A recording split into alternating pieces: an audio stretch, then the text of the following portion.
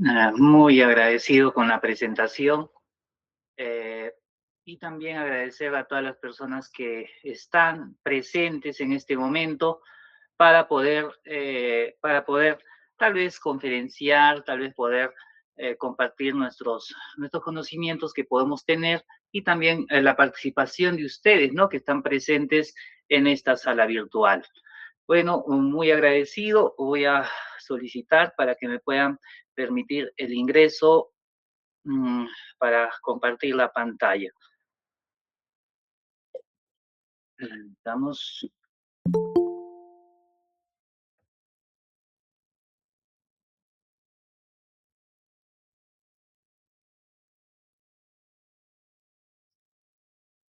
Bueno, el día de hoy vamos a conversar y tal vez vamos a disertar respecto a los fundamentos que existe propiamente en el proceso constitucional, en el derecho procesal constitucional, y también vamos a verificar, a ver,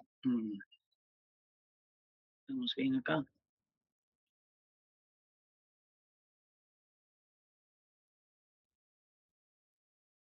A ver, un momentito, vamos a compartir antes la pantalla para poder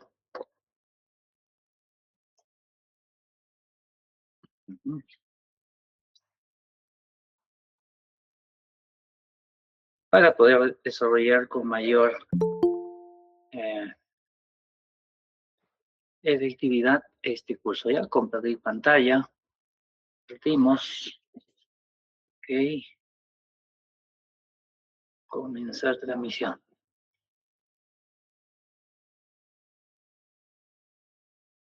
correcto, sí, sí, ya estamos.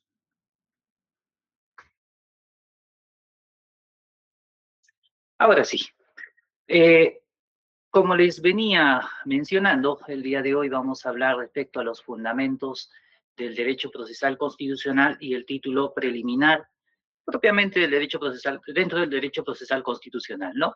Agradecer también en este caso la invitación, la muy amable invitación por parte del Ilustre Colegio de Abogados de Ancash, al cual nos debemos el día de hoy poder salir a través de sus medios virtuales y realizar esta disertación.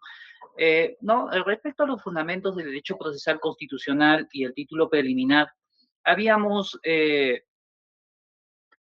habíamos realizado algunas diapositivas, dentro de ellos vamos a ver, consideramos que el derecho procesal constitucional tiene una autonomía del derecho procesal constitucional propiamente, es autónomo. Podemos decir que también la supremacía constitucional, el cual es un fundamento político y también un fundamento jurídico, eh, dentro del derecho procesal constitucional se verifica lo que es la protección de los derechos fundamentales, el mismo que es un fundamento axiológico. Además de ello, existen principios rectores, estos principios específicos que son los fundamentos operativos que van a ser el pilar del proceso constitucional. Y actualmente también no solamente es la Constitución o el Código Procesal Constitucional, sino también tenemos el control de convencionalidad, que es el fundamento internacional. Entonces, consideramos como fundamentos del proceso constitucional estos 5 pilares en los cuales hemos distribuido a modo de introducción lo que es el fundamento al derecho procesal constitucional. Seguramente en este diplomado, los que estamos llevando, vamos a desarrollar todo lo que es el Código Procesal Constitucional y a mí me ha tocado en esta parte desarrollar la parte introductoria y también propiamente los, lo que son los principios, ¿no? El título preliminar propiamente. Vamos entonces a hablar respecto a la autonomía del derecho procesal constitucional.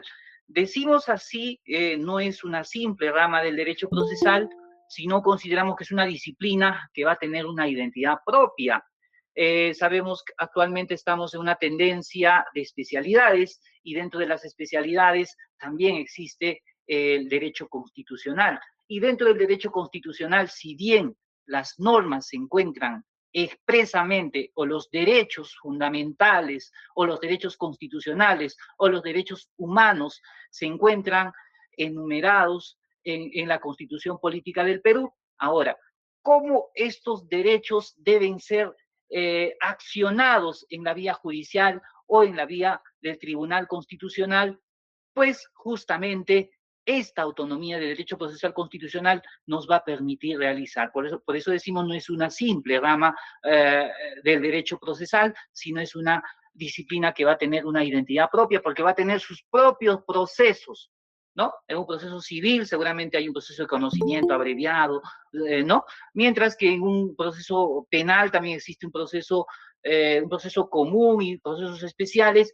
En cambio, en el derecho procesal constitucional también van a existir los procesos, ¿no?, que vamos a realizar en un instante, los procesos de libertad y los procesos a medida que vamos realizando, vamos haciendo extenso ello, ¿ya? Entonces, el fundamento en el Perú consideramos que es autónoma y esto se ha consolidado a raíz de lo que establece el Código Procesal Constitucional con la creación, ¿no?, del 2004, donde por primera vez en el Perú y en el mundo, ¿no?, nuestro país ha creado un Código Procesal Constitucional, lo que no había pasado a nivel del mundo. Y posteriormente, actualmente, se crea nuevamente, se agrega, bueno, es el Código Procesal del 2024, del 2004, el cual se ha agregado algunos artículos, ¿no?, que ha, sobre todo, afianzado la oralización, las vistas de la causa, con la vigencia del Código Procesal Constitucional del año 2021.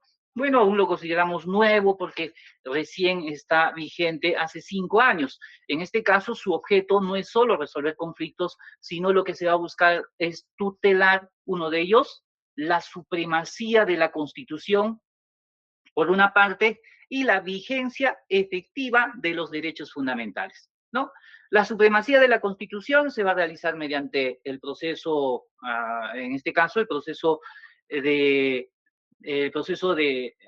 la acción popular o el proceso de inconstitucionalidad, ¿no? Y respecto a la vigencia efectiva de los derechos fundamentales, el habeas corpus, el habeas data, el amparo, el cumplimiento, que son procesos que vamos a verificar durante este diplomado seguramente.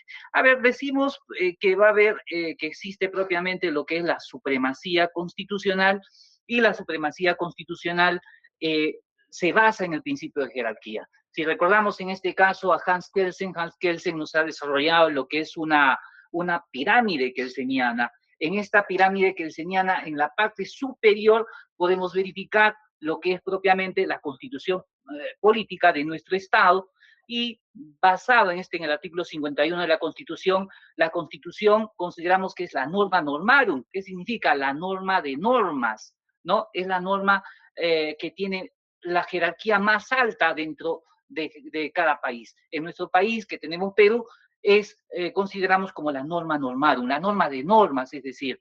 Entonces, para que tenga esa jerarquía de la pirámide, la parte superior, existe lo que es el control de constitucionalidad. En este caso, el derecho procesal constitucional es el instrumento para que esa supremacía no solo sea lírica. Aquí se debe mencionar las dos dimensiones que existen, propiamente el control difuso y el control concentrado. En nuestro país tenemos este sistema dual, ¿no?, donde existe por un lado el Poder Judicial y también el Tribunal Constitucional, que ambos pueden realizar control constitucional, ¿no?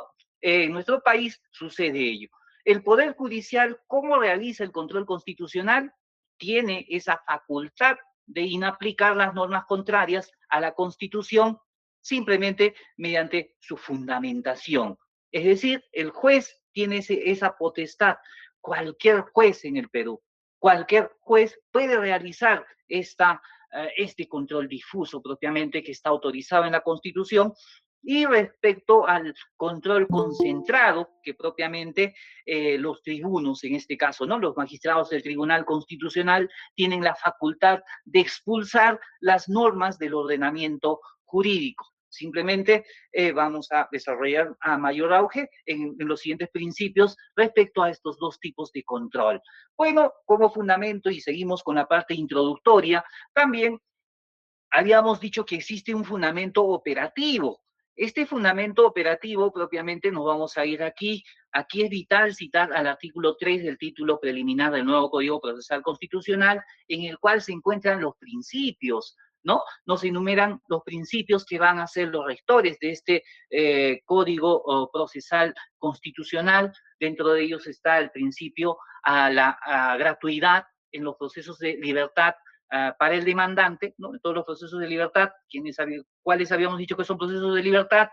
El habeas corpus, el habeas data, el amparo, ¿no? El acción de cumplimiento o el proceso de cumplimiento.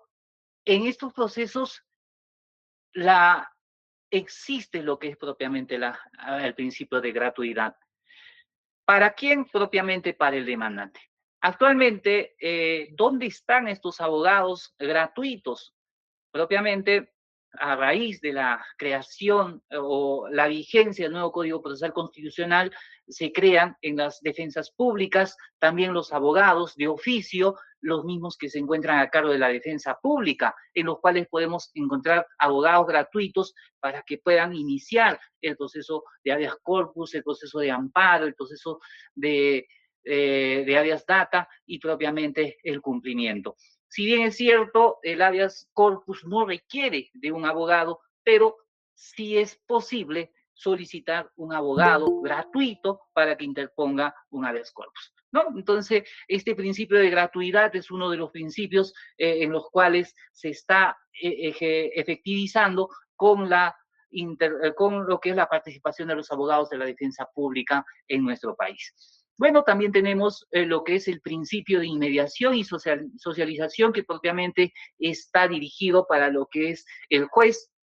En este caso, el juez debe estar cerca de las partes, ¿no? Inmediación, para que pueda nivelar las desigualdades, en este caso, respecto al principio de socialización, ¿no? Respecto al principio de impulso de oficio, el juez constitucional no va a ser simplemente un espectador entre las dos partes, entre el demandante y el demandado, sino que es el director del proceso, el que va a dirigir, ¿no? El que propiamente va a buscar todo tipo de obstaculización que puedan poner las partes para que este proceso sea efectivo.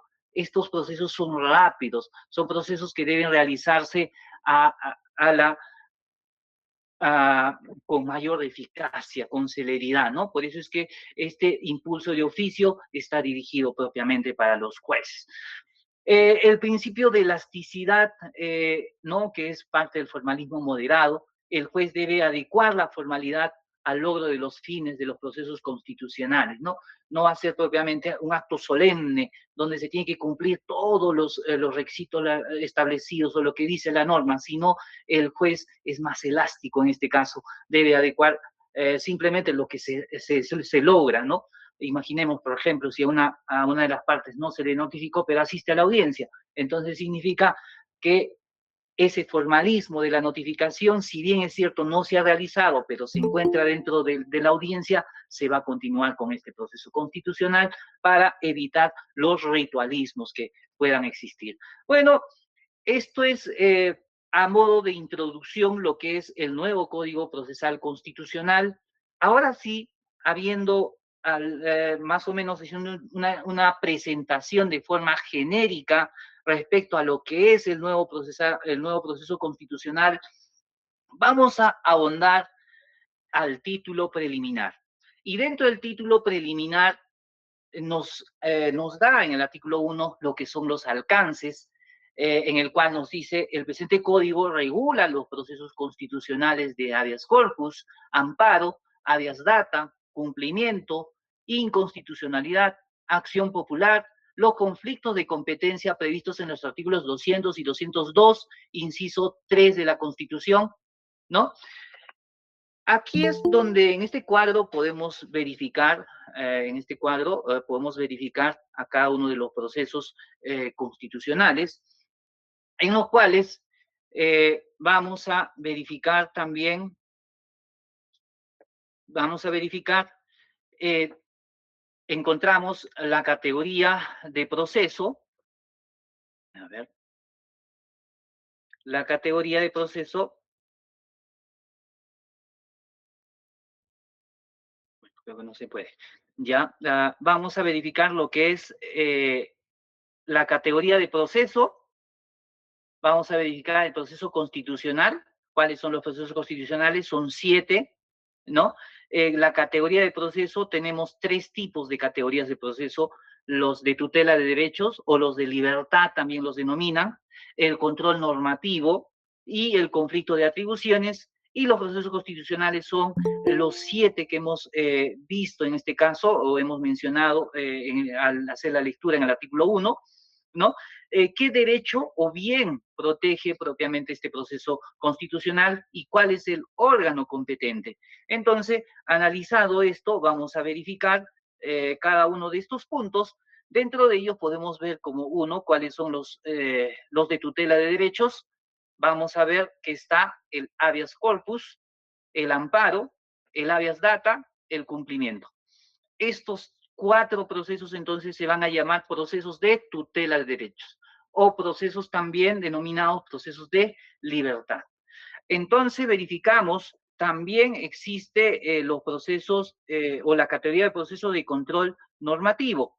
En el proceso de control normativo está el proceso de inconstitucionalidad y acción popular.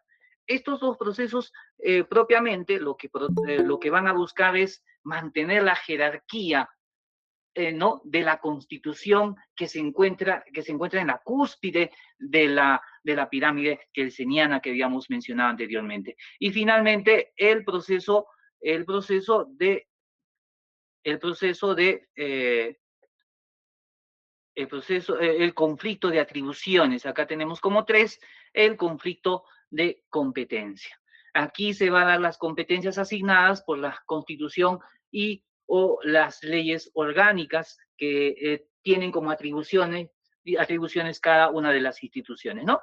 A ver, vamos a desarrollar cada una de estas. El habeas corpus propiamente lo que va a proteger son los derechos a la libertad individual y todos los derechos conexos que sean a la libertad. Inclusive por eso existe una clasificación de varios habeas corpus. Hasta hace unos años solamente se tenía como 7 más o menos, pero a la fecha ya están hasta como casi 10 tipos de habeas corpus. ¿Quién conoce propiamente el habeas corpus? En primera y segunda instancia lo va a conocer el juez constitucional y ya con el RAC lo va a conocer lo que es el Tribunal Constitucional, ¿no? Tenemos otro de los procesos que es el proceso de amparo.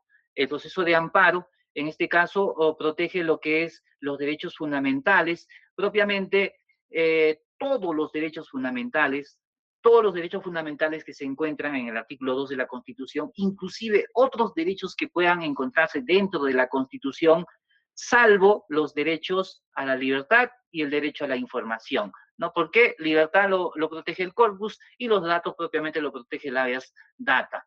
Igual que en la anterior, en este caso el juez constitucional lo va a conocer en primera instancia el Poder Judicial y el Tribunal Constitucional como la RAC, ¿no? El recurso de agravio constitucional propiamente. Respecto al habeas data, en este caso tenemos el acceso a la información, ¿no? La protección al acceso a la información. Todos tenemos derecho a acceder a la información que existe en todas las entidades públicas sin motivo de causa, no hay justificación. Entonces ese acceso a la información tienen el deber las autoridades de todas las entidades para que nos puedan acceder o puedan permitirnos, ¿no? A todos los ciudadanos.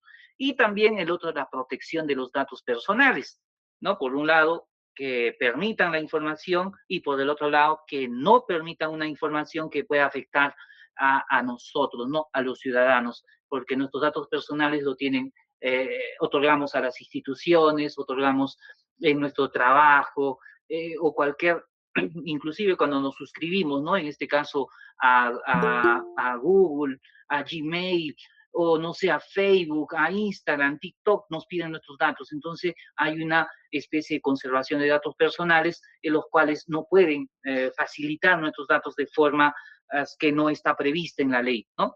¿Ante quién recurrimos en este caso? Igual a un juez constitucional y también ante el Tribunal Constitucional en última instancia como RAC, recurso de agravio constitucional. El proceso de cumplimiento también va a ir propiamente ante la eficacia de las normas legales y los actos administrativos, ¿no? Cuando la autoridad se pone renuente a cumplir un mandato legal, en este caso, los ciudadanos podemos exigir mediante la acción de cumplimiento ante el juez constitucional y también ante el Tribunal Constitucional, ¿no? Entonces, estos procesos que hemos verificado, los procesos de tutela de derechos, el habeas corpus, amparo, habeas data, cumplimiento. Cumplimiento son los procesos de libertad que van a buscar restablecer nuestros derechos fundamentales que puedan estar siendo afectados en nuestra vida diaria. Después de eso tenemos el control normativo, el cual habíamos dicho que está propiamente por los procesos de inconstitucionalidad y lo que es el acción popular. Respecto al control normativo, el proceso de inconstitucionalidad, lo que se va a buscar es la jerarquía de la Constitución, ¿no? Que se mantenga la Constitución justamente en la pirámide frente a quienes, a las leyes o normas con rango de ley. ¿Qué sucede en este caso? Una ley pueda contradecir a la Constitución. Una norma con rango de ley podría contradecir a la Constitución. En ese caso, ¿qué es lo que va a hacer el juez o el Tribunal Constitucional? Va a realizar va a expulsar esa norma porque esa norma se declara inconstitucional, o si es que los miembros del Tribunal Constitucional dicen que esa norma sí se puede interpretar conforme a la Constitución, haciendo la interpretación conforme a la Constitución, esa norma queda como una norma constitucional. Entonces, ¿ello quién va a resolver propiamente? El Tribunal Constitucional a través de los tribunos, ¿no?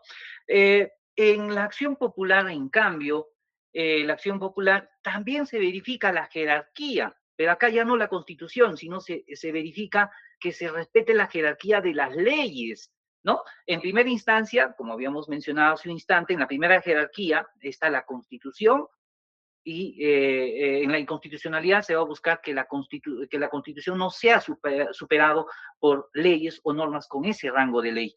Mientras que en la acción popular se va a buscar el respeto de las leyes frente a los reglamentos, normas administrativas, decretos, resoluciones, ¿no? Entonces, si un decreto, una resolución o una norma administrativa, un reglamento vulnera propiamente una ley, se va a tener que presentar ante el Poder Judicial, propiamente a la sala superior, las demandas de acción popular, ¿no? ¿Dónde va a ser? De frente a la sala superior. Tiene que ser, dependiendo, ¿no? En el distrito judicial donde se encuentre, va a tener que ser presentada a la sala superior y en segunda y última instancia, que va a ser en la sala suprema de desarrollo constitucional, donde se va a verificar en última instancia este tipo de procesos, ¿no? Y finalmente tenemos el conflicto de atribuciones, que estos procesos antes casi no se utilizaba, a la fecha se han vuelto casi famosas, podríamos decir, porque eso fue a raíz de, a raíz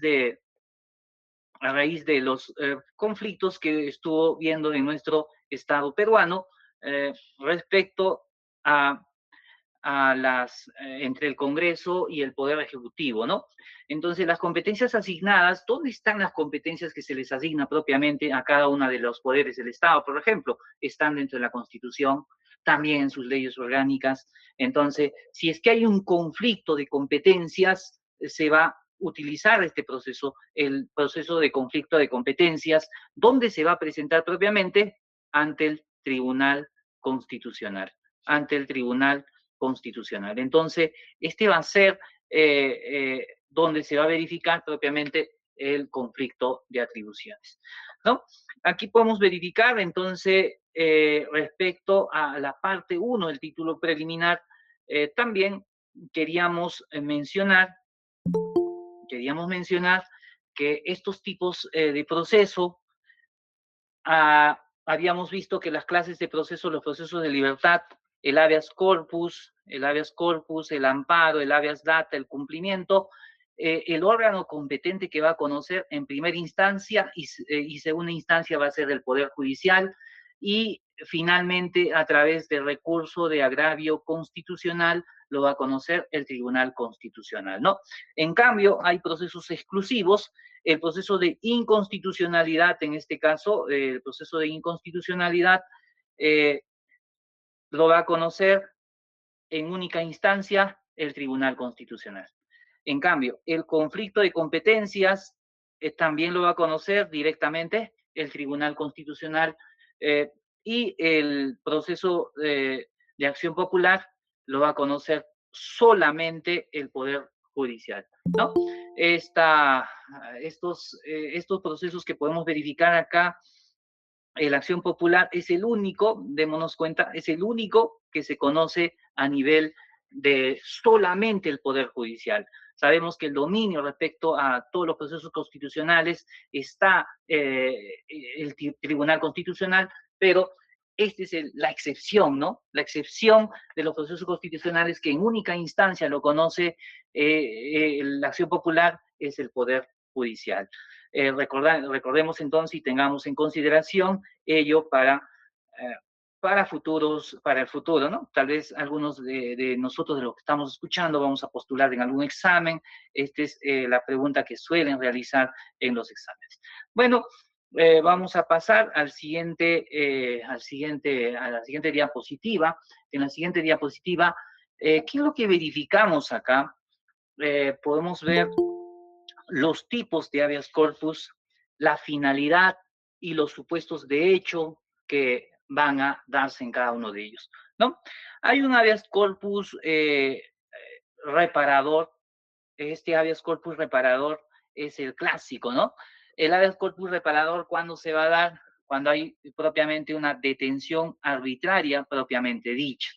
Cuando hay una detención arbitraria, por ejemplo, en nuestro país solamente podemos ser detenidos por mandato legal, ¿no? Por mandato legal, o cuando hayamos cometido un delito flagrante. ¿Qué sucede si no estamos en ninguno de esos supuestos? Va a tener que ser una detención arbitraria, ¿no? No hay un supuesto intermedio, ¿no? Entre flagrancia o una autorización judicial, o un mandato judicial. El mandato judicial tiene que ser una resolución de un juez penal que autorice la detención, ¿no? ¿Qué sucede, por ejemplo, en la fiscalía? La fiscalía solamente puede requerir una detención o puede realizar una conducción compulsiva, ¿no? Que es muy diferente a una detención propiamente. Si es que realizan bajo los actos de una detención, una conducción compulsiva, podría también darse en este caso el habeas corpus reparador, toda vez que se estaría haciendo una detención arbitraria y propiamente dicha. Entonces, eso sería el primer tipo de habeas corpus, el habeas corpus reparador. Existe otro tipo de habeas corpus que es el habeas corpus restringido, ¿no? ¿Esto cuándo se va a dar?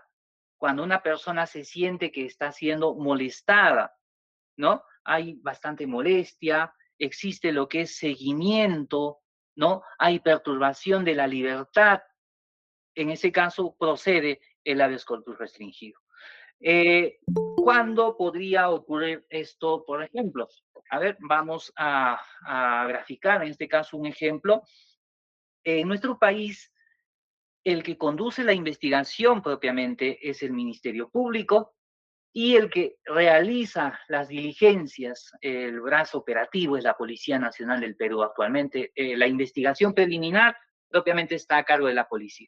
Entonces, la policía, ¿qué es lo que realiza? Realiza las primeras diligencias, los primeros actos de investigación, y dentro de esos actos de investigación, la policía podría realizar seguimientos a las personas, podría realizar grabaciones, filmaciones a las personas, porque eso es lo que generalmente se hace, ¿no? Generalmente se hace. Pero, ¿es legal realizar ese tipo de seguimientos? La respuesta va a ser sí, en caso de que el fiscal haya autorizado ¿no? En este caso, mediante una disposición que se realice las acciones de seguimiento contra determinadas personas. Inclusive sabemos que las investigaciones pueden ser secretas hasta por 20 y por otros 20 días. Entonces, en ese tiempo pueda realizarse acciones de seguimiento a las personas siempre y cuando exista una disposición fiscal, ¿no? En este caso, para que no sea propiamente un seguimiento arbitrario. ¿En qué caso se va a dar? Generalmente estos casos se dan en investigaciones contra organizaciones criminales. Entonces ahí vemos que procedería para evitar que nos sigan, para evitar que nos graben, para evitar que nos firmen, procedería un habeas corpus restringido. El siguiente habeas corpus es el habeas corpus correctivo. Se va a dar cuando hay un agravamiento ilegítimo en las condiciones de reclusión. Sabemos que en las cárceles en nuestro país existe una sobrepoblación, el mismo que incluso ya se ha pronunciado el Tribunal Constitucional, ¿no? De que hay varios penales que incluso van a cerrar en nuestro país en caso se ha dado, ¿no? Este año más para que se puedan construir mayor cantidad de cárceles, pero las situaciones carcelarias, ¿qué está pasando en las cárceles? Podemos verificar que hay una sobrepoblación y esa sobrepoblación afecta propiamente a va a afectar propiamente a los reclusos, ¿no? Sabemos que ellos están privados de su libertad, no están privados de su dignidad. Entonces, como no están privados de su dignidad, estas personas que están en las cárceles deben tener ciertas condiciones propiamente, ¿no? De tener algo digno, pese a que estén cerrados. ¿Qué va a suceder, por ejemplo, si las cárceles, ¿no? Las cárceles de Chayapalca han sido cuestionados porque están a una altura y que podría afectar la dignidad de estas personas o la salud u otros derechos que podrían tener estas personas, ¿no? Entonces, igual, imaginemos que a las personas en las cárceles, ¿no? Les echen con agua, los golpeen, también estarían dentro de ellos como un agraviamiento ilegítimo de las condiciones de reclusión en los cuales se puede dar un habeas corpus correctivo para evitar que suceda ello, ¿no? Otro de los casos también podemos verificar, en este caso, el habeas corpus preventivo. El habeas corpus preventivo que va a suceder ante la amenaza cierta e inminente de la detención.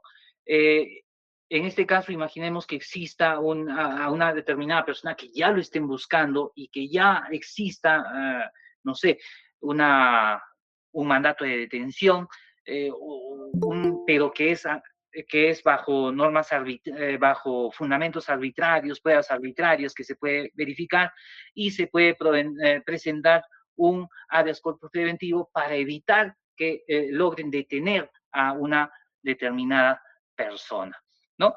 El habeas corpus traslativo se va a dar ante una dilación indebida de plazos procesales o detención, ¿no? Hay procesos que podrían demorar, por ejemplo, imaginemos que un juez tenga que emitir una sentencia con reo en cárcel, ¿no? Y a todas luces se ha visto que en el proceso que esa persona va a ser absuelta. Entonces, se puede interponer un habeas corpus instructivo para que esa persona pueda, o para que se emita la sentencia inmediatamente y pueda ser excarcelada esa persona. O lo otro también se puede dar cuando en situaciones de detención, eh, en detención indebida. Por ejemplo, la prisión preventiva, sabemos que dura 9 meses en un proceso simple, y si es que esta persona ya pasó 9 meses y 3 días y no existió una audiencia en el cual se haya dado una prolongación de prisión preventiva, significa que esta persona debe ser descarcelada de manera inmediata. No debería de estar en la cárcel. Cumplidos los 9 meses ya debería de ser descarcelado. Ese es el caso que pasó con Betsy Chávez, que tenemos en Perú, donde, ¿qué pasó? La audiencia se ha realizado después de haber vencido el plazo, ¿no? Entonces, ¿qué es lo que procedía en este caso? Un habeas corpus traslativo, justamente la que se ha dado en ese caso fundada y ha llegado hasta el Tribunal Constitucional y con eso es donde ha obtenido su libertad, ¿no? Vemos entonces lo siguiente, el habeas corpus instructivo. El habeas corpus instructivo se va a dar cuando una determinada persona desaparece, una desaparición forzada de personas. En este caso, los familiares son los que pueden interponer ese habeas corpus para que una persona, mejor dicho, para que el juez ordene la búsqueda de esta persona. Este es en el único de los habeas corpus que actúa el Ministerio Público para realizar la búsqueda conjuntamente con la policía de esta persona y sea habida, ¿no? Esa es la intención de este habeas corpus instructivo. Después tenemos el habeas corpus innovativo, que se va a dar con lo que es la cese de la violación para evitar la reincidencia de la autoridad, ¿no? Podría ser en este caso la policía u otra autoridad, que cuando a una persona ya se le ha detenido, hay intencionalidad de volverla a detener. Y para que no se detenga por segunda vez, pues interponemos lo que es el habeas corpus innovativo. Finalmente, el habeas corpus conexo se va a dar en todos los demás casos. Por ejemplo, el debido proceso, no se haya afectado el debido proceso, no se haya tenido una buena defensa durante el proceso, ¿no? Entre otros. Aunque también existen algunos, ¿no? El derecho, por ejemplo, que se esté afectando el derecho en casos de agresiones contra la violencia familiar, también hay un habeas corpus. También cuando en los casos de la familia propiamente hay un habeas corpus también familiar, que lo consideran de alguna forma, que son los nuevos que han estado apareciendo en los últimos años, que seguramente van a ser desarrollados con mayor información en lo sucesivo, cuando hablen propiamente de estos procesos constitucionales. Bueno, hemos tratado de verificar este cuadro de las tipologías, toda vez que es muy importante, considero, ya estamos viendo de una forma genérica para que a lo largo del diplomado puedan verificar seguramente el habeas corpus a mayor detenimiento. ¿Listo? Ahora sí, vamos a pasar al siguiente artículo 2 respecto al título preliminar. En este artículo nos mencionan que los fines de los procesos constitucionales son fines esenciales de los procesos constitucionales, garantizan la vigencia efectiva de los derechos constitucionales reconocidos por la Constitución y los tratados de los derechos humanos, así como los principios de la supremacía de la Constitución y la fuerza normativa. Eso es lo que nos dice el artículo 2. Entonces, ¿cuáles son estos fines de la Constitución? Consideramos que el proceso constitucional no es un fin en sí mismo, consideramos que es un instrumento al servicio de dos objetivos supremos. ¿Cuáles son estos objetivos propiamente? Debemos diferenciar lo que es la dimensión subjetiva y la dimensión objetiva. Cuando vemos la dimensión subjetiva, propiamente vamos a hablar del garantismo, ¿no? De los derechos fundamentales, mientras cuando hablamos de la dimensión objetiva, hablamos de la soberanía jurídica propiamente, de buscar la protección de la norma normarum, como habíamos dicho hace un instante. En la dimensión subjetiva, entonces lo que vamos a buscar es la vigencia efectiva de los derechos. El proceso no busca una declaración lírica, romántica, ¿no? Que solamente todos tenemos derecho a la vida, a la integridad física, a la libertad. No puede quedar esos derechos solamente así, como en este caso, como una declaración, sino debe ser un resultado real, que a todas las personas se les respete su libertad, su vida, su integridad física, ¿no? El derecho al tránsito, el derecho a la identidad, entre otros, ¿no?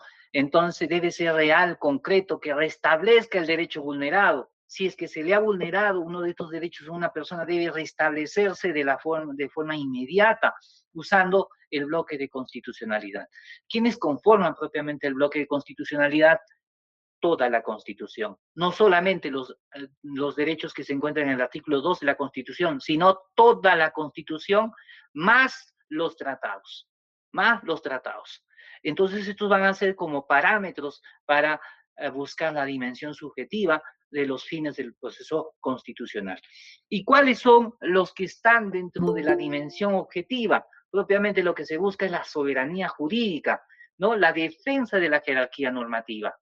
El proceso es el guardián que asegura que ninguna norma o acto de poder se sitúe encima de la Constitución.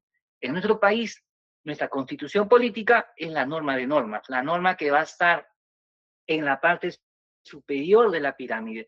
Así que todos los jueces constitucionales, para poder realizar o desarrollar en este caso, para poder desarrollar una sentencia o un proceso, tiene que verificar en todo momento que la Constitución esté en la parte superior respecto a los fundamentos que realice cualquier de nuestros jueces peruanos, ¿no? Entonces, eso es lo que podemos ver de los fines de los procesos constitucionales, que propiamente, si bien es un servicio, mejor dicho, si es un instrumento propiamente de la Constitución, el proceso constitucional o el tribunal, el, el Código Procesal Constitucional, que va a ser efectivo, ¿no? En este caso, los derechos fundamentales y también la defensa de la jerarquía normativa.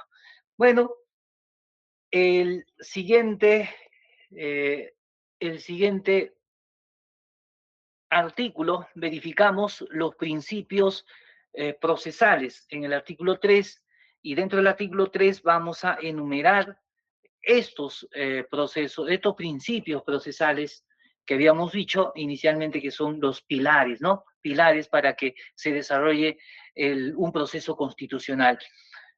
Vamos a dar lectura a lo que dice el artículo 3 propiamente.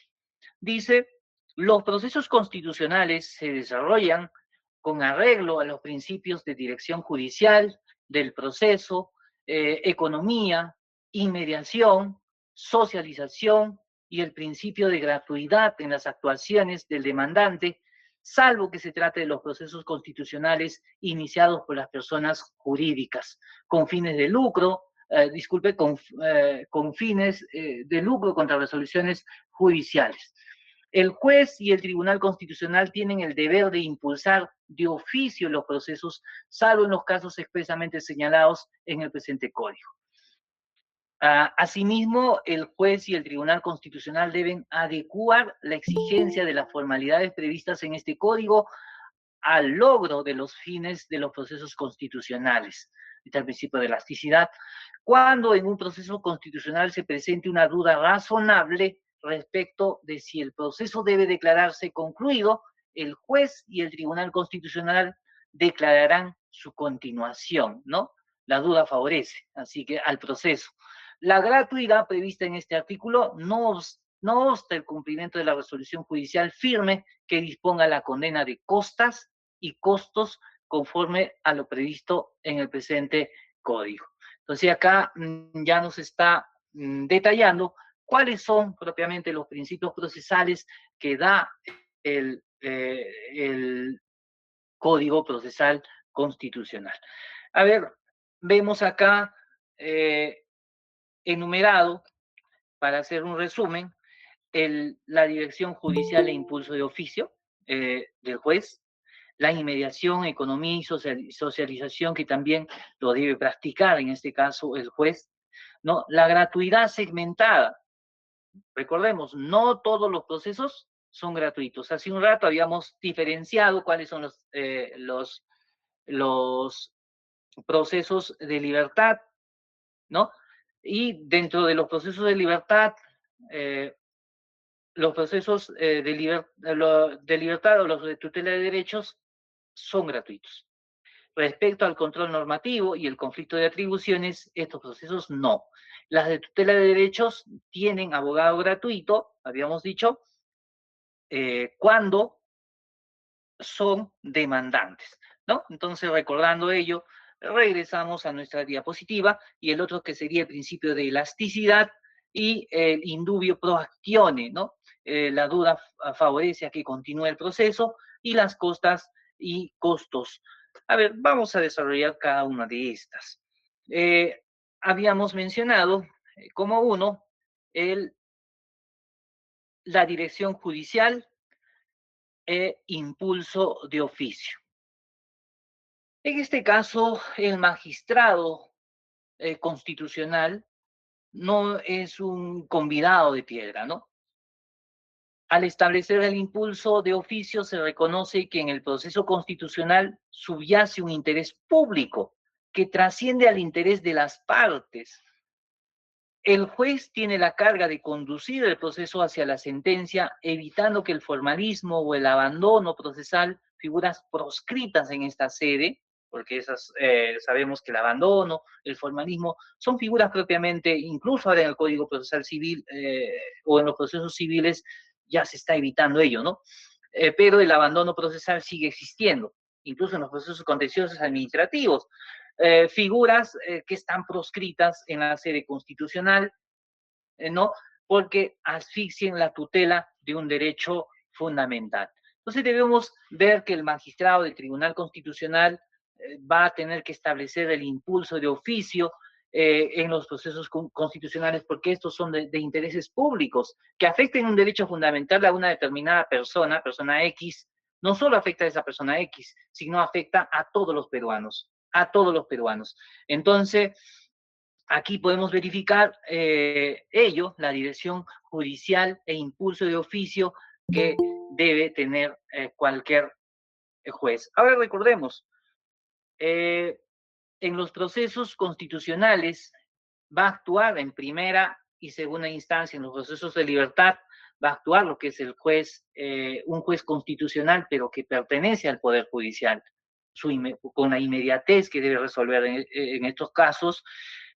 Esa dirección judicial e impulso de oficio va a estar a cargo de ese juez de primera instancia. Y el juez de segunda instancia también va a poder realizar el mismo fundamento. Y cuando ya llegamos mediante recursos de agravio constitucional en los procesos de libertad, va a llegar a los jueces del Tribunal Constitucional propiamente, que los mismos también van a buscar lo que es la dirección judicial o impulso de oficio.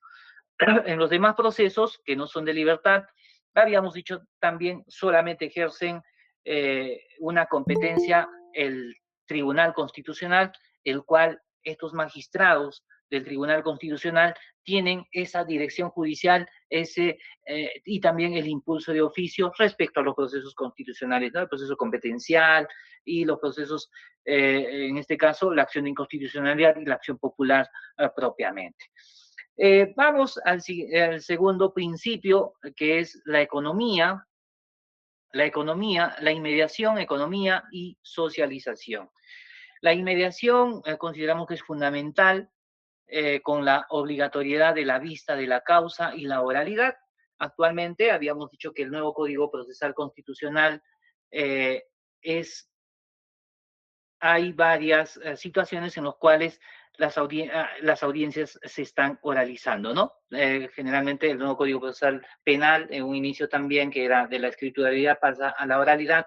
El nuevo Código Procesal Constitucional, de similar forma, lo que ha hecho es, de la escrituralidad, está pasando lo que es la oralidad. Incluso los jueces, tanto en los amparos, y en los de habeas corpus, incluso durante la audiencia pueden emitir la sentencia de forma inmediata, ¿no?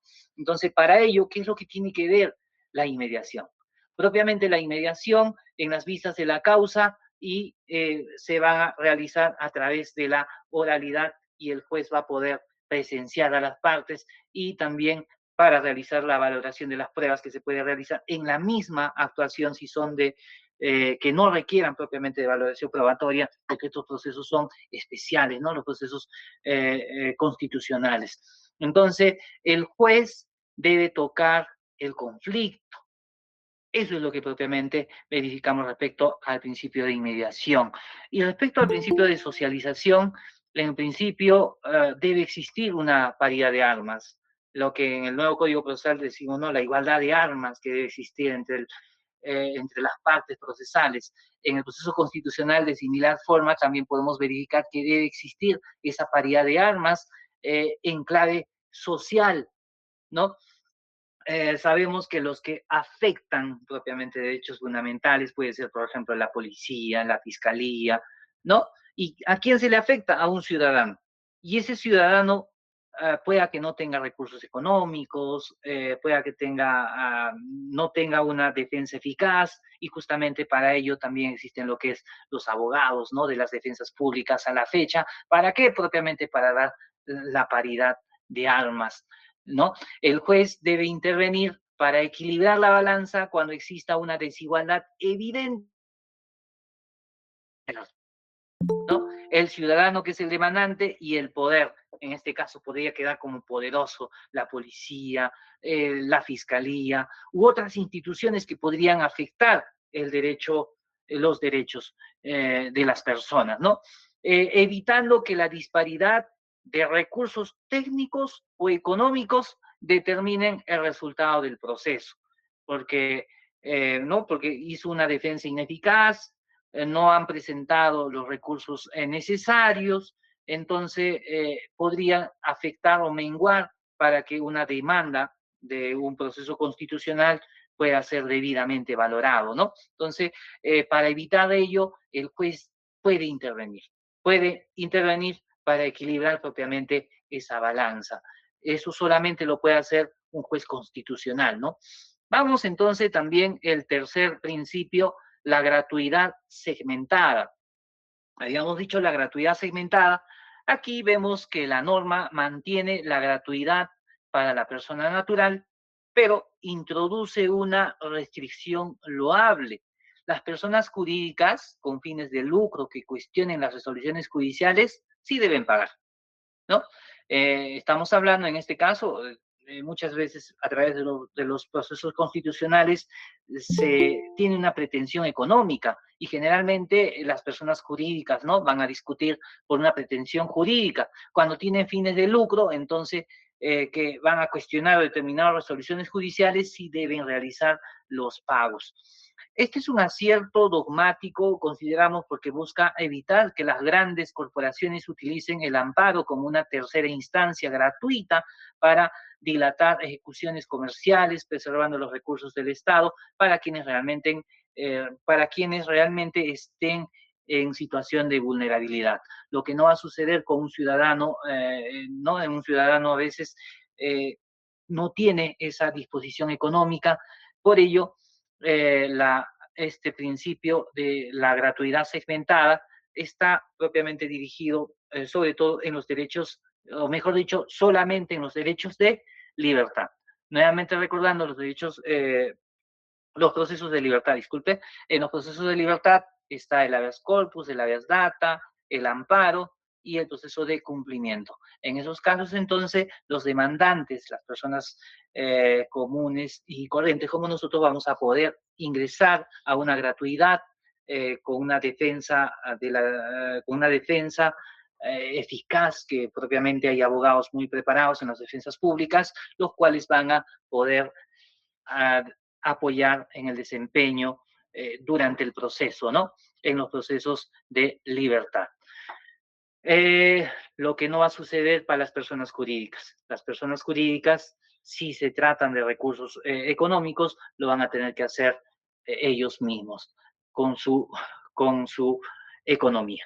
Vamos entonces, el otro principio que verificamos es el principio de elasticidad.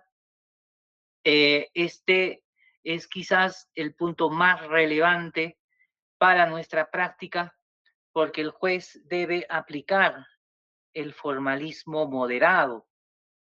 Si una demanda tiene errores de forma, pero el fondo se trasluce una vulneración grave, el juez tiene el deber de adecuar el rito procesal para alcanzar el fin supremo, en este caso la justicia constitucional.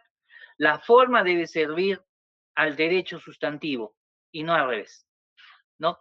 Entonces, la forma propiamente es las formalidades, todas las formalidades que pone en este caso nuestro nuevo Código Procesal Constitucional están para llegar a un fin. ¿Y cuál es la finalidad? La finalidad es buscar propiamente que que se dejen que propiamente, dependiendo del tipo de proceso, ¿no? Lo que se va a buscar, si es un proceso de libertad, lo que se va a buscar es que sus derechos sean restablecidos de la persona, o si son derechos competenciales, se adecúen propiamente las competencias de las instituciones públicas, ¿no?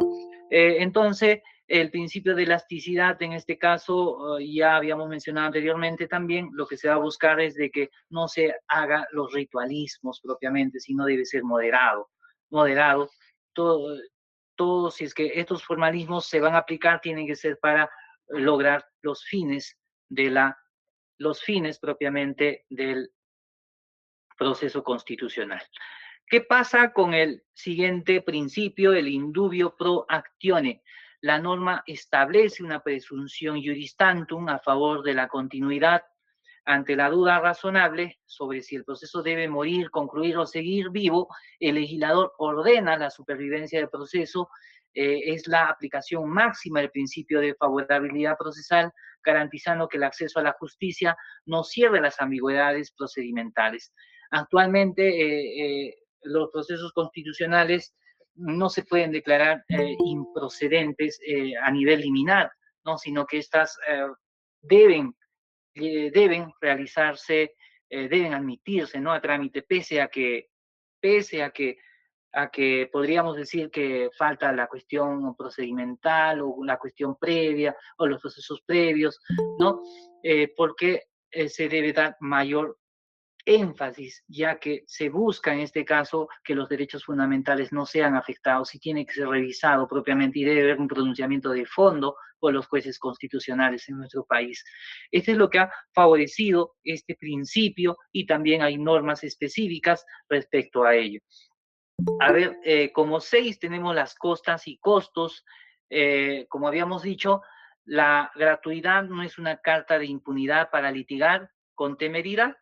El artículo aclara que si bien el acceso es gratuito, la condena en costas y costos sigue vigente. Esto es un mecanismo de control ético. Quien pierde un proceso por haber actuado de mala fe o sin fundamento debe resarcir los gastos del vencedor, protegiendo así la seriedad de la jurisdicción constitucional. Tampoco se puede presentar demandas ¿no? Que no son justas, motivo por ello, el pago de costas y costos no están exonerados, ¿no? Entonces, estos son los principios procesales que tenemos dentro del proceso, dentro del título preliminar del Código Procesal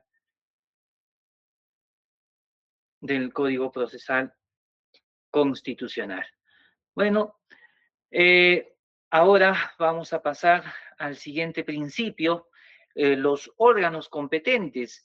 ¿Quiénes son los órganos competentes para conocer estos procesos constitucionales? Como hemos estado mencionando anteriormente, van a estar aquí lo que son los procesos, en los procesos, ¿no? El Poder Judicial y también el Tribunal Constitucional, que son las partes que van a ver, un momentito, disculpen.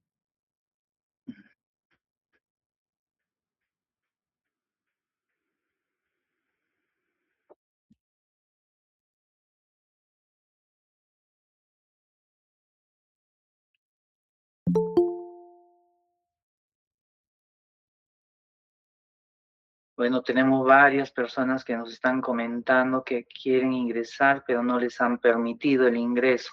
Seguramente ha sido a cuestión de que las personas al inicio no han estado molestando para poder ingresar. A ver, entonces vamos a continuar respecto a los fundamentos. ¿Cuáles son los órganos competentes? Y los órganos competentes para esto vamos a hacer lectura al artículo 4.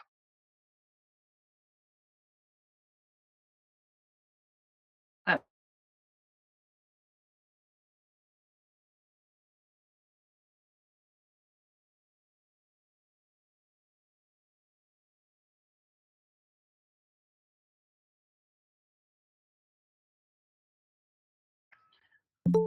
Bueno, dedicamos en el artículo 4, están los órganos competentes. Los procesos constitucionales son de conocimiento del Poder Judicial y del Tribunal Constitucional, de conformidad con lo dispuesto en la Constitución, en sus respectivas leyes orgánicas y el presente código. Vemos, no somos un sistema exclusivamente europeo en el cual existe el control concentrado en un tribunal, ni puramente americano, donde hay un control difuso por jueces ordinarios, ¿no? Como sucede en Estados Unidos, donde todos los jueces, no hay propiamente un tribunal constitucional. Pero en nuestro país tenemos, ¿no?, lo que existe en Europa, el control concentrado, que es el Tribunal Constitucional, y también tenemos a los jueces ordinarios que pueden hacer el control difuso. Más bien en nuestro país decimos, ¿no?, que tenemos un sistema dual o paralelo, donde tanto el Poder Judicial como el Tribunal Constitucional comparten la responsabilidad de la defensa de la Constitución, pero con competencias y efectos diferenciados. Si bien sabemos que todos los procesos, por su rapidez, ¿no?, van a iniciar en el Poder Judicial. En este caso, los procesos de libertad, todas ellas van a iniciar ante el Poder Judicial, ya sea en primera y segunda instancia, y mediante el recurso de agravio constitucional van a llegar a lo que es el Tribunal Constitucional, que resuelve en última y definitiva instancia, ¿no? Decimos también, no solo debemos remitirnos al código, sino también a la Constitución y a las leyes orgánicas. En este caso, el legislador nos obliga a realizar una lectura en bloque, por eso decíamos el bloque de constitucionalidad. Si bien en el código está el procedimiento, cómo se va a realizar cada uno de sus procesos, también tenemos que leer, en este caso, el artículo, no sé si 200, el artículo 139 y otros artículos de la Constitución que van a permitir cómo se debe realizar el procedimiento propiamente, ¿no? El proceso constitucional, porque también acá se debe respetar el derecho al debido proceso, se debe respetar el derecho a la tutela jurisdiccional efectiva, se debe respetar también las formas como se hacen los procesos propiamente, ¿no? Cada uno de los procesos constitucionales. También las leyes orgánicas, en las leyes orgánicas tanto del Poder Judicial y la ley orgánica del Tribunal Constitucional podemos verificar las formas, cómo se deben realizar cada uno de estos procedimientos, cada uno de estos procesos constitucionales propiamente, ¿no? El legislador entonces nos va a obligar a realizar esa lectura en bloque. Recordemos que la ley orgánica del Tribunal Constitucional le otorga al tribunal como la capacidad de establecer precedentes vinculantes que reformulan el propio código, ¿no? Eso es lo que sucedió antes de la entrada en vigencia del nuevo Código Procesal Constitucional. Habían varias normas que incluso habían sido agregadas, ¿no?, que actualmente ya están como normas imperativas en el nuevo Código Procesal Constitucional, pero anteriormente solamente se regía por sentencias, ¿no? Toda vez que el Tribunal Constitucional tiene esa facultad de establecer precedentes vinculantes que incluso pueden reformular al propio código, ¿no? Entonces, el TC consideramos que es el intérprete supremo, pero el Poder Judicial es el juez de la inmediatez. Entonces vemos acá la diferencia entre estos dos, ¿no? El TC es intérprete supremo porque da la última palabra respecto a todos los procesos, a excepción, habíamos dicho, de la acción popular, ¿no? A excepción de ello. Entonces, nuevamente decimos, el TC es el intérprete supremo, pero el Poder Judicial es el juez de la inmediatez. El abogado debe saber que la eficacia de la justicia constitucional descansa en el PJ, pero su predictibilidad descansa en el Tribunal Constitucional.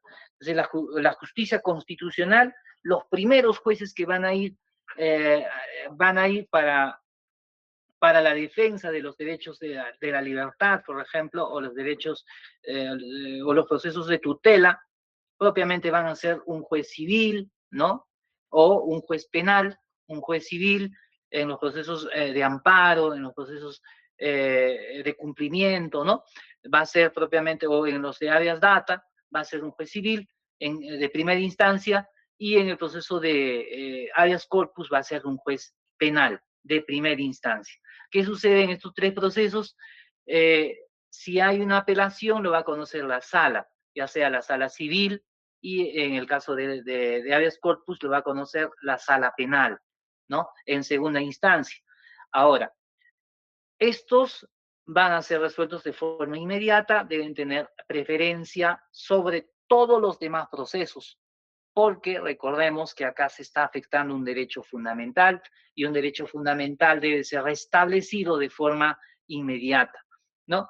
Ya posteriormente, el Tribunal Constitucional, mediante recurso de agravio constitucional, puede resolver mediante la excepcionalidad que es, ¿no? El RAC propiamente, si bien no es una instancia, una tercera instancia, pero ellos eh, tienen la última palabra, ¿no? Porque son intérpretes supremos los miembros del Tribunal Constitucional.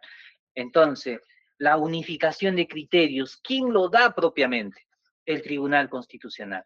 Por eso decimos que ellos van a realizar, van a hacer la predictibilidad en nuestro país, cómo debe ser la justicia constitucional en todo tipo de procesos. Recordemos que estamos desarrollando lo que son el título preliminar del nuevo Código Procesal Constitucional. Bueno, aquí tenemos entonces el artículo 4, cuáles son los órganos competentes, y ahora vamos a pasar a una figura novísima de acuerdo a este nuevo Código Procesal Constitucional, el amicus curiae. En el código anterior no existía la figura del amicus curiae, pero sí ya había una sentencia del Tribunal Constitucional en el cual se mencionaba respecto a este principio que es el amicus curiae. El amicus curiae que se había dado en la sentencia, en el expediente 17-2003, ¿no? De una acción de incumplimiento del Tribunal Constitucional en caso eh, de con la Defensoría del Pueblo, y también el expediente 0743-5 del 2006, en el que se había considerado ello, ¿no? Pero decía que el código, que la sala o el Tribunal Constitucional, si lo consideran convenientes, podrán evitar a personas naturales o jurídicas en dicha calidad en ese momento. Pero a la fecha ya está de forma expresa. ¿Y cuál es la forma expresa que a la fecha se ha desarrollado en este título preliminar? Vamos a hacer lectura. Dice: el juez, la sala o el Tribunal Constitucional, si lo consideran conveniente, podrán invitar a personas naturales o jurídicas en calidad de amicus curiae para que expresen por escrito u oralmente su opinión jurídica sobre una materia compleja.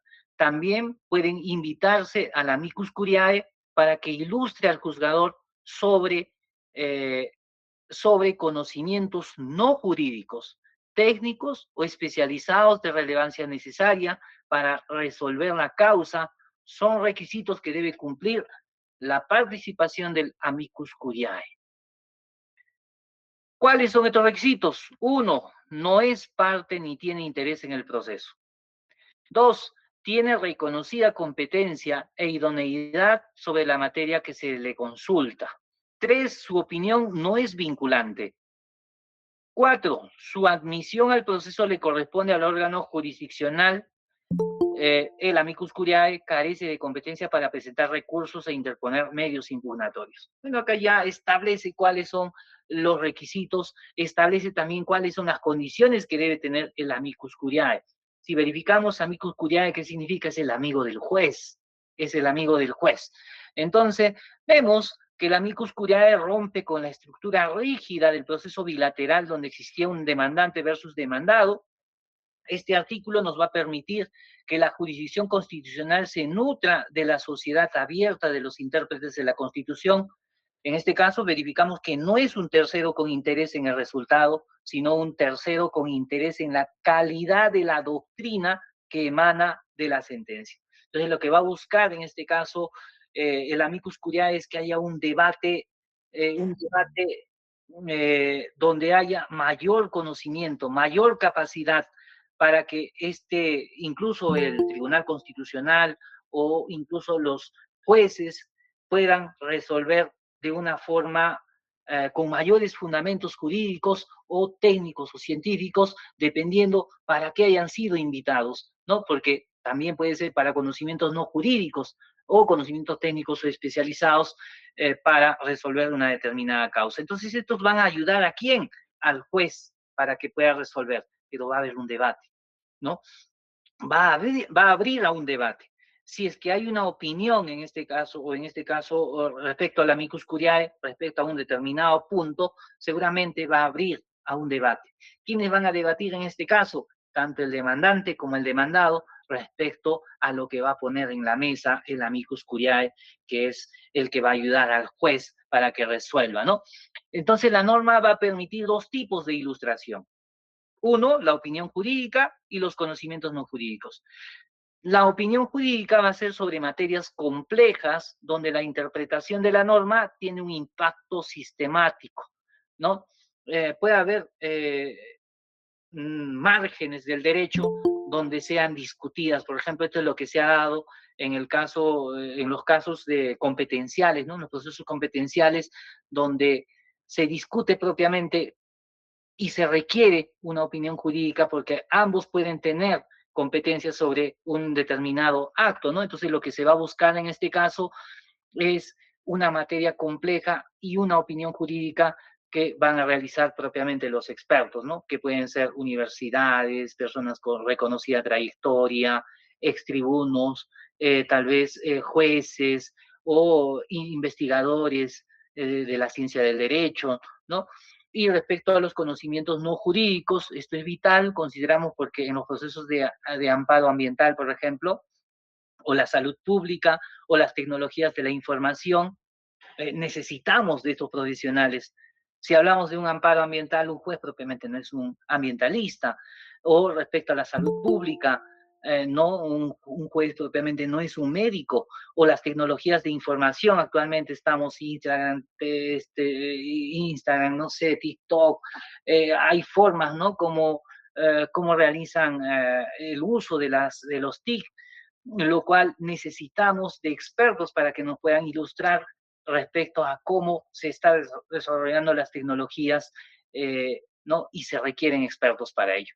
Entonces, el juez constitucional no tiene por qué ser un experto en ingeniería ambiental o bioética.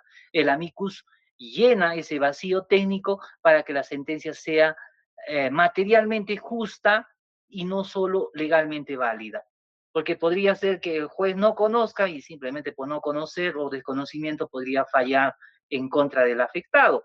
Es por eso que se requiere conocimiento, se requiere al amicus curiae, al amigo del juez para que nos explique estos temas que no podrían ser conocidos por los jueces o los magistrados del Tribunal Constitucional. Entonces también debemos decir que es importante señalar que la incorporación del amicus curiae es una facultad del juez si lo consideran convenientes, no un derecho de las partes. Entonces, el juez acá es el facultado, ¿no? Recordemos, si es que él lo considera conveniente. En este caso, el juez o los tribunos. No va a ser propiamente un derecho de las partes, sin embargo, en la práctica moderna, las partes suelen solicitar al juzgador que invite a ciertos expertos como abogados. Nuestra labor es sugerir la presencia de un amicus cuando el caso trasciende el interés privado y afecte el orden público constitucional.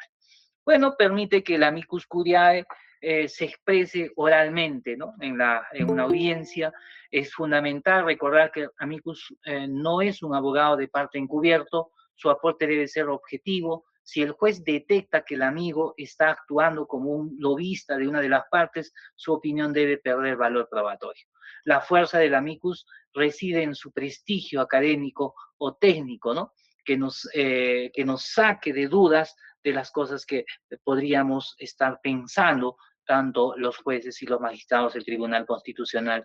Entonces debe ser una opinión imparcial en base al conocimiento científico o en base a los conocimientos técnicos o especializados que pueda tener el amicus curiae.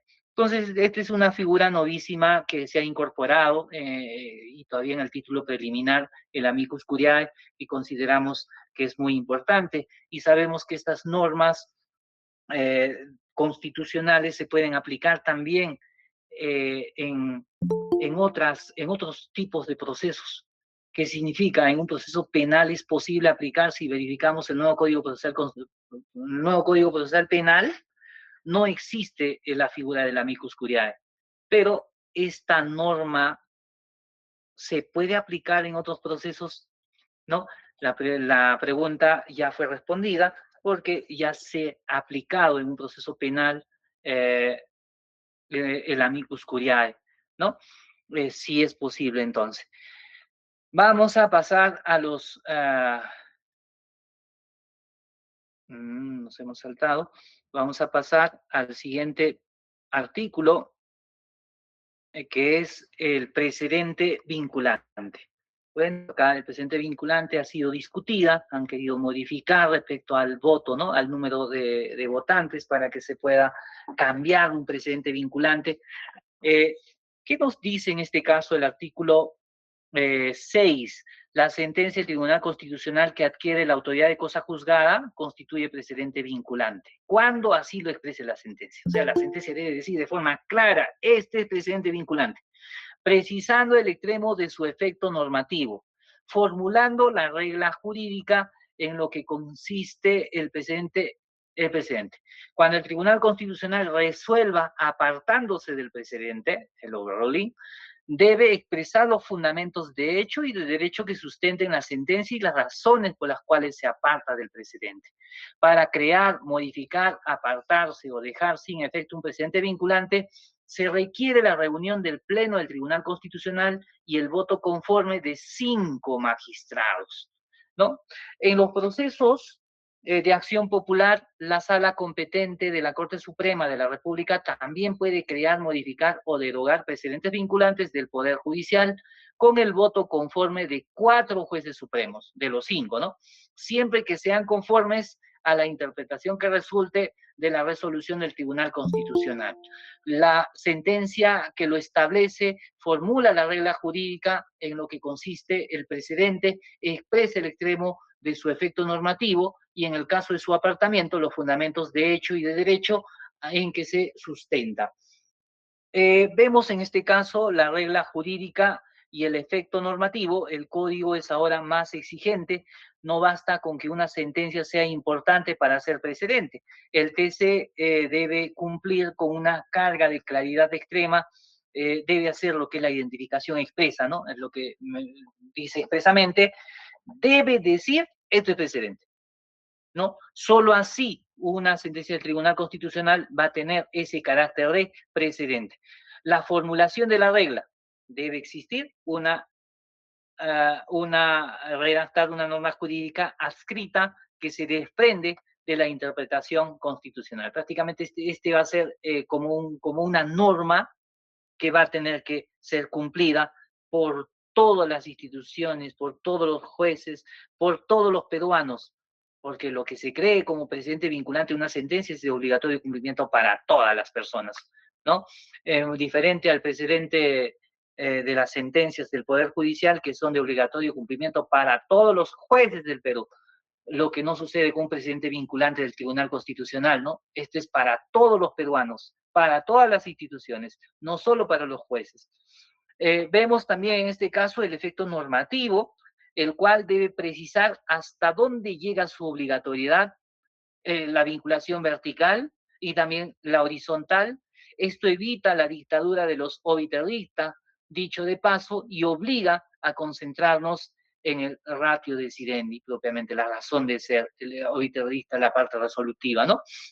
Entonces, otro de lo que debemos ver es el quórum calificado, ¿no? Lo que han estado siendo cuestionado y han querido inclusive bajar respecto al número de miembros, ¿no? Una de las mayores críticas al sistema anterior era la facilidad con la que se cambiaban los criterios. Este nuevo código establece un candado de legitimidad justamente para crear, modificar o dejar sin efecto un precedente. ¿Cuántos se requieren? 5 votos conformes del Pleno. pleno son 7 miembros, entonces 5 de los 7 miembros. Esto garantiza que el presidente no sea fruto de una mayoría coyuntural o precaria, ¿no? Que eran los 4 votos anteriormente, sino de un consenso robusto que otorgue estabilidad al ordenamiento jurídico. Ha sido cuestionado el actual Congreso, ¿no? Han querido modificar este artículo inicialmente, porque no llegaban aparentemente, cuando hubo esos conflictos competenciales, ¿no? Para poder variar los precedentes vinculantes que ya se tenía anteriormente. Pero menos mal, hasta la fecha se mantienen estos 5 votos conformes. Vamos entonces también el deber de motivación, en el apartamiento, el cual es el overruling, cuando se apartan, ¿no? de este precedente vinculante. ¿Qué va a suceder en este caso? El TC tiene la facultad de evolucionar, el derecho no es estático, pero no puede hacerlo de forma arbitraria. Si decide apartarse de un precedente, o sea, el overruling significa apartarse de un precedente, debe cumplir con una motivación cualificada de explicar por qué la regla anterior ya no es socialmente justa o jurídicamente válida. Para nosotros los abogados, este es el punto donde atacamos. Si el TC cambia de opinión sin fundamentar el apartamiento, se vulnera el derecho a la igualdad ante la ley y la seguridad jurídica, ¿no? Entonces verificamos que si existe el overruling, va a tener que el juez o el TC, propiamente el TC en este caso, va a tener que explicarnos cuál es el fundamento del apartamiento. Bien claro, nos dice el precedente vinculante, en este caso debe haber un fundamento de hecho y de derecho. Tiene que explicar por qué ya no es justa el anterior precedente vinculante. El precedente en la acción popular, habíamos dicho que la acción popular es el único proceso que se realiza en el Poder Judicial. Este es un proceso de alta técnica procesal. Se reconoce a la Sala Constitucional y Social de la Corte Suprema la capacidad de generar precedentes en el proceso de acción popular. El límite del presidente supremo siempre debe ser conforme a la interpretación del TC, ¿no? Siempre están limitados a los fundamentos del Tribunal Constitucional, pese a que exista en este caso la Sala Constitucional y Social de la Corte Suprema. El quórum, en este caso, se requieren 4 votos supremos. Esta busca armonizar el control de legalidad del Poder Judicial con el de la constitucionalidad, ¿no? Del Tribunal Constitucional, evitando que la Suprema dicte reglas que contradigan la doctrina del guardián de la Constitución, ¿no? Del Tribunal Constitucional propiamente. En este caso son 4 votos de 5, ¿no? 4 votos de 5, mientras que el Tribunal Constitucional son 5 votos de 7 el quórum. Respecto a la dimensión temporal, el prospective overruling, aunque el artículo no lo menciona textualmente, la facultad de precisar que el extremo de su efecto normativo permite al Tribunal Constitucional aplicar el prospective overruling, que es el cambio de regla, solo rija para el futuro, evitando que el cambio de criterio perjudique las situaciones jurídicas consolidadas bajo el precedente anterior. Es decir, el precedente anterior se mantiene, pero el nuevo criterio, el nuevo precedente vinculante es a partir de esta sentencia, ¿no? En este caso, permite aparentemente este precedente vinculante a lo que llamamos el prospective overruling, que es también una forma de interpretación. Vemos el siguiente, el control difuso e interpretación constitucional. La norma propiamente dice, cuando exista incompatibilidad entre la Constitución y otra norma de inferior jerarquía, el juez debe preferir la primera siempre que ello sea relevante para resolver la controversia y no sea posible obtener una interpretación conforme a la Constitución. Dice no sea posible obtener una interpretación conforme a la Constitución. O sea, se debe buscar primero que haya esa interpretación conforme a la Constitución. Continuamos con la lectura. Dice, los jueces no pueden dejar de aplicar una norma cuya constitucionalidad haya sido confirmada en un proceso de inconstitucionalidad o en un proceso de acción popular. Los jueces interpretan y aplican las leyes o toda norma con rango de ley y los reglamentos según los preceptos y principios constitucionales conforme a la interpretación que resulte de la resolución del Tribunal Constitucional. Bueno, en este caso, el control difuso como última ratio. Como dos, tenemos el límite de la cosa juzgada constitucional y la vinculación de la doctrina jurisprudencial. El primer párrafo establece las dos condiciones, ¿no?, de procedibilidad para que un juez pueda inaplicar una ley.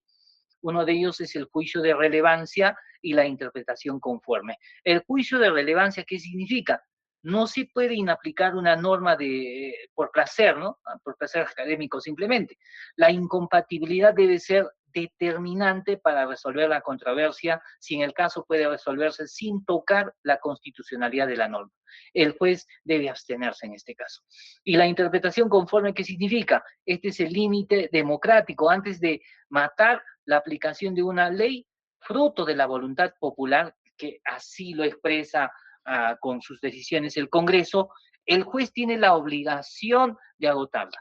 Si existe una sola forma de interpretar la ley que sea armoniosa con la Constitución, se debe salvar esta norma.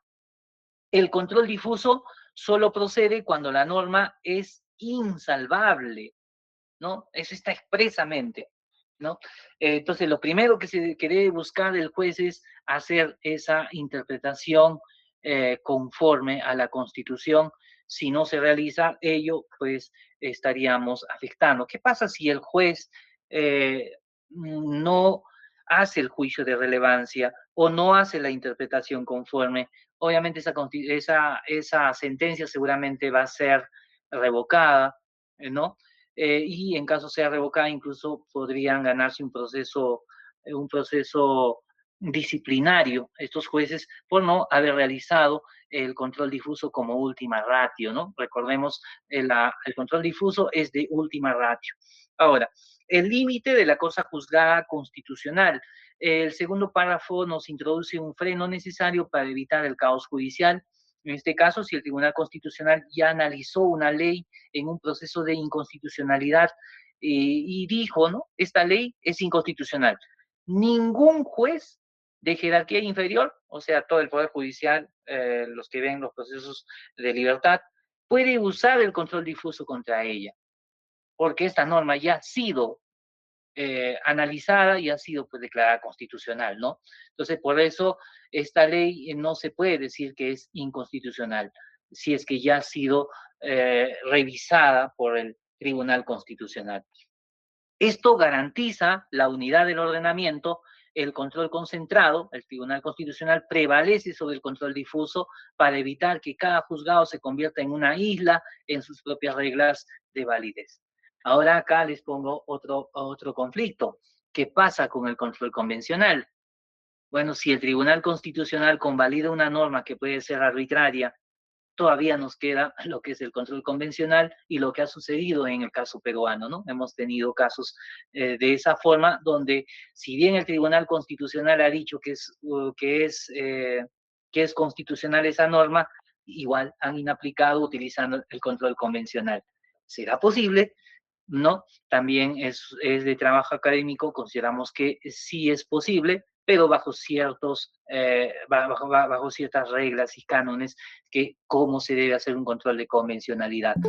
Bueno, sabemos que en nuestro país lo que se va a buscar también es la interpretación de la Constitución conforme a los derechos, los tratados internacionales que se tiene, y dentro de ellos la Corte Interamericana de Derechos Humanos, sus sentencias también son de relevancia para nuestro país, ¿no? Y son de obligatorio cumplimiento para todos los que estamos o para todos los que somos miembros de la Corte Interamericana de Derechos Humanos. No, bueno, dejando de eso de lado, vamos a lo siguiente, a la vinculación a la doctrina jurisprudencial. El último párrafo ratifica que los jueces no son libres de interpretar la Constitución a su manera, están obligados a seguir la interpretación que el TC haya fijado en sus resoluciones. En este caso, punto clave para nosotros, aquí hablamos de la doctrina jurisprudencial, a diferencia del precedente, que es una regla específica. La doctrina es el cuerpo de principios y de razonamientos constantes del TC. Si el juez aplica una ley ignorando la forma en la que el TC ha interpretado ese derecho fundamental, su sentencia es nula, por vulnerar el deber de la motivación y el principio de jerarquía. Entonces tenemos que tener presente cuál es un precedente, propiamente un precedente vinculante y cuál es propiamente la doctrina jurisprudencial, ¿no? Pero verificando cuando se trata propiamente de un precedente constitucional, verificamos que son normas, va a ver cómo se tiene que aplicar, cuál es la norma propiamente que se tiene que aplicar y que es de obligatorio cumplimiento para todos los peruanos e instituciones, ¿no? Bueno, eh, creo que nos gana la hora, vamos a ir a los dos últimos artículos, el artículo 8, la interpretación de los derechos humanos y los tratados internacionales. Habíamos mencionado hace rato del control convencional, y justamente acá la interpretación de los derechos humanos, cómo van a ser tratados con lo que es el ámbito internacional. Aquí verificamos el contenido y los alcances de los derechos constitucionales protegidos por los procesos regulados en el presente código deben interpretarse de conformidad con la Declaración Universal de los Derechos Humanos, los tratados sobre derechos humanos de los que el Perú es parte, así como las sentencias adoptadas por los tribunales internacionales sobre derechos humanos en los procesos donde el Perú es parte, nos dice el primer párrafo. En el segundo párrafo, en caso de incompatibilidad entre una norma convencional y una constitucional, o incompatibilidad entre decisiones de tribunales internacionales y del Tribunal Constitucional, los jueces preferirán la norma o decisión que más favorezca a la persona y sus derechos humanos. Y sus derechos humanos. Entonces, se va a buscar siempre cuál es la que favorece de mejor forma para que sea respetado los derechos humanos. Entonces, acá vemos una triple fuente de interpretación. El legislador no solo remite a los tratados, sino que establece un orden jerárquico interpretativo vinculante. El juez no puede leer un derecho fundamental sin mirar estos tres puntos. ¿Qué es lo que debe mirar el juez propiamente? La Declaración Universal como estándar ético jurídico base, ¿no? La Declaración Universal propiamente. ¿Qué más? Tiene que verificar los tratados ratificados. ¿Cuáles son los tratados ratificados por nuestro país? El Pacto de San José de Costa Rica, el Pacto de Derechos Civiles y Políticos y otras normas que podrían existir y otros tratados que podrían existir. Respecto a la jurisprudencia internacional, consideramos que esto es vital porque se otorga el valor normativo de las sentencias de la Corte Interamericana de Derechos Humanos, ¿no? La Corte, en casos donde el Perú fue parte, ya no es literatura jurídica, es mandato de interpretación obligatorio. No solo las sentencias en contra de nuestro país, sino todas las sentencias que han sido emitidas por la Corte Interamericana, ¿no? Entonces son de obligatorio cumplimiento para todos los integrantes que han firmado esos tratados.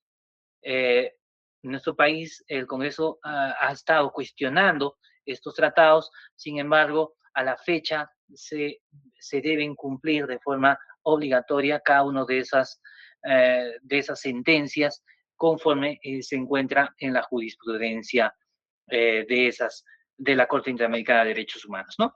También la consagración del principio pro persona, el nivel de solución de conflictos. El segundo párrafo de este artículo consideramos que es revolucionario y a la vez genera intensos debates sobre la soberanía jurídica, ya que establece una regla de solución ante conflictos de jerarquía. ¿Qué dice esto? Si una norma de la Constitución peruana colisiona con un tratado internacional, ¿qué va a suceder? O si una sentencia del TC peruano colisiona con una sentencia de la Corte Interamericana, ¿quién gana? El artículo es tajante. Gana la norma o decisión que más favorezca a la persona. Entonces, no dice gana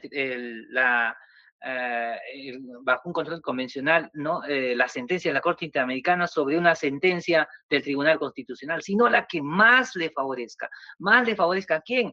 Al ciudadano, a la persona. Esto significa que el criterio de jerarquía, quien es superior, es desplazado por el criterio de favorabilidad. Aquí no se va a ver el criterio de jerarquía, sino a quién favorece. ¿Cuál es el que favorece de mejor forma? ¿No? Por eso decimos que es revolucionario, ¿no?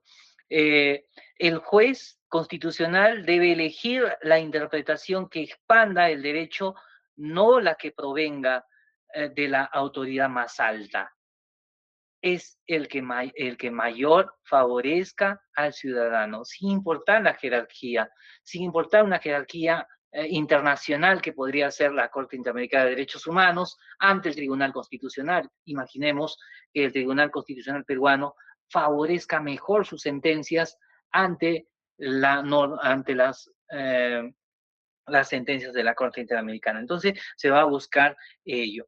Vemos también el control de convencionalidad, el hard, lo duro. Para nosotros los abogados, este artículo también es el fundamento para solicitar el control de convencionalidad si el Tribunal Constitucional peruano ha emitido una sentencia restrictiva, por ejemplo, sobre prescripción en delitos de lesa humanidad, y la Corte Interamericana de Derechos Humanos tiene una línea garantista más amplia. El juez de primera instancia, amparado en este artículo 8, puede y debe preferir el estándar internacional, ¿no? Ahora, respecto a la superación del dualismo rígido, tradicionalmente se discutía si el derecho internacional estaba por encima o por debajo de la Constitución, ¿no? ¿Cómo hacemos entonces? El artículo 8 resuelve esta disputa de forma práctica. ¿Cuál es la solución? En materia de derechos humanos se forma un bloque de convencionalidad. La Constitución y los tratados se funden en un solo cuerpo normativo de protección y el intérprete debe extraer de ese bloque la solución más beneficiosa.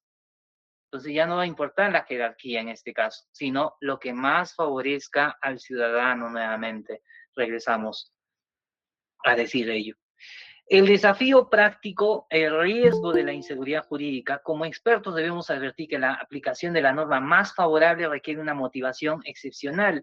El juez no puede usar este artículo para saltarse la Constitución por mero capricho, sino debe demostrarse la técnica y jurídicamente que la norma internacional otorga un nivel de protección que la nacional ha omitido o restringido injustificadamente. De lo contrario, sabemos que los jueces van a someterse a un proceso disciplinario. Finalmente, el último artículo, el artículo 9 del título preliminar, vemos la aplicación supletoria e integración. ¿Qué dice el artículo 9 propiamente? Podemos ver, vamos a hacer lectura, dice, solo en caso de vacío o defecto del presente código son de aplicación supletoria la jurisprudencia del Tribunal Constitucional y de la Corte Interamericana de Derechos Humanos. Los códigos procesales afines a la materia discutida son de aplicación subsidiaria siempre y cuando no perjudiquen a las partes ni a los fines del proceso constitucional, o solo ante la ausencia de otros criterios, ¿no? Entonces vemos acá qué sucede, ¿no? Si es que hay un vacío, un defecto en este código, se va a tener que aplicar de forma supletoria la jurisprudencia del Tribunal Constitucional. Por eso, prácticamente las decisiones que emite el Tribunal Constitucional son normas, son normas que van a tener carácter, incluso carácter de ley. Sabemos que el nuevo Código Procesal Constitucional, si bien debe considerarse una ley orgánica, está considerado como una norma legal, ¿no? Entonces, vemos en este caso, dice la prioridad interpretativa. Si existe un vacío, la primera línea del auxilio no es el derecho procesal común, sino la doctrina jurisprudencial del TC y también de la Corte Interamericana de Derechos Humanos. Se va a buscar que el proceso se integre con su propia esencia constitucional, ¿no?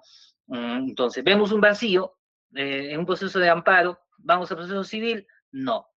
Si no, nos vamos a tener que ir a la jurisprudencia del Tribunal Constitucional. Y si no hay en el Tribunal Constitucional, nos vamos a la Corte Interamericana de Derechos Humanos. Y si no hay en la jurisprudencia, ahí recién podríamos ir al Código Procesal Civil, por ejemplo, ¿no? En un amparo, ¿no? ¿Qué dice? La subsidiariedad restringida. Los códigos procesales afines, como el civil, penal, son la última ratio. Solo se aplican si no hay jurisprudencia. Y condicionalmente, si no se desnaturalizan los fines del proceso. Recordemos, los procesos constitucionales son tutela urgente y existe una supremacía jurídica. No se tiene que desnaturalizar ello. Si es que hay una norma que desnaturaliza, una norma civil penal que desnaturalice ello, pues no va a poder ser aplicada en el proceso constitucional. El filtro de no perjuicio. Se otorga al juez un poder de veto si la norma supletoria, ejemplo, una formalidad rígida del Código Procesal se perjudica al demandante o dilata el proceso, debe ser inaplicada a favor de la elasticidad constitucional. Bueno, podemos ver que las normas establecidas aquí en el título preliminar del Código Procesal Constitucional van a regir todo el Código Procesal Constitucional, todo lo que van a estudiar a partir de la fecha. Para mí es un privilegio eh, poder estar en esta plana y también poder eh, analizar estos artículos que establece propiamente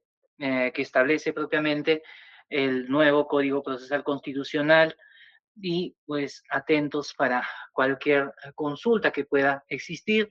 Aquí tenemos los datos, tal vez nos ha ganado la hora y tal vez que nos pueda decir los del Colegio de Abogados de Ancash. Simplemente agradecer a cada uno de los que están presentes en este momento y también a los organizadores, al Ilustre Colegio de Abogados de Ancash. Agradecido, estoy atento a lo que puedan decir. Gracias.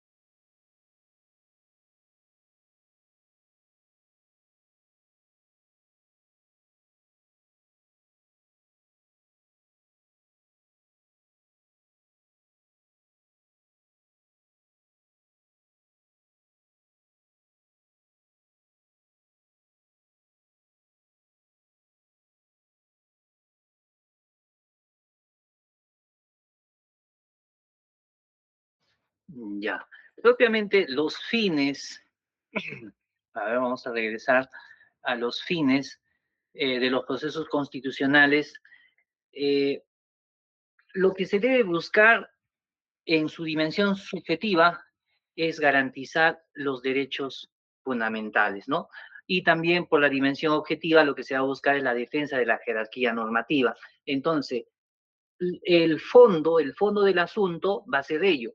El fondo del asunto va a ser que se respete el derecho fundamental de la persona o se respete la jerarquía normativa de la Constitución. Ahora, ¿qué sucede si existiera tal vez informalismo, ¿no? O que, o que existiría mucho formalismo, mejor dicho, mucho formalismo por parte del Código Procesal Constitucional, no debería afectar esos derechos fundamentales, no debe afectar ese fin, ¿no? De los derechos que busca los procesos de libertad, o no se debe afectar la defensa de la jerarquía normativa. Propiamente, en la práctica que venimos realizando, propiamente hemos sido parte, tal vez, dentro de lo que son los procesos de habeas corpus, no se ve propiamente ese informe, no lo que son en los procesos constitucionales, como son rápidos, incluso los jueces a la fecha se constituyen a las comisarías para poder realizar las visitas, ¿no? Y verificar si está detenido esta persona y desde qué momento ha sido detenido y todo ello. O sea, lo que está en el Código Procesal Constitucional a la fecha se viene efectivizándose, ¿no? Y ojalá que en otras provincias o en otros departamentos, acá por lo menos en Apurímac, se ha visto ello, ¿no? Se ha visto en la práctica, pero no sabemos cómo se esté realizando en Ancash y ojalá que algún colega de por ahí nos pueda pronunciar o nos pueda tal vez dar su experiencia. Pero eso es lo que se debe buscar, ¿no? Las formalidades deben quedar fuera y las formalidades no deben afectar propiamente el fondo, ¿no? El fondo no puede ser afectado. Eso sería mi respuesta. Gracias.